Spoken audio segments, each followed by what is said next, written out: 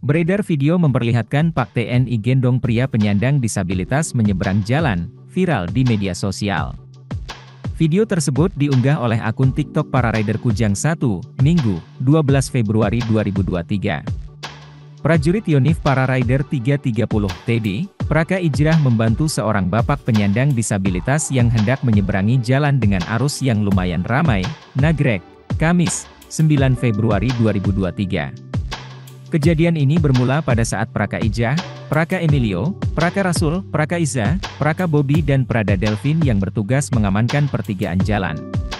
Tepatnya pada perlintasan jalur kereta api, KA, menuju Madrasah Jami' Nurul Hidayah RT 01 RW 03 DS, Nagrek, dalam rangka kegiatan Danyon beserta rombongan prajurit lainnya melaksanakan doa bersama dan santunan anak yatim piatu di madrasah tersebut.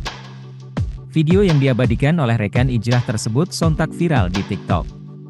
Sontak setelah video tersebut diunggah menuai berbagai komentar dari warganet.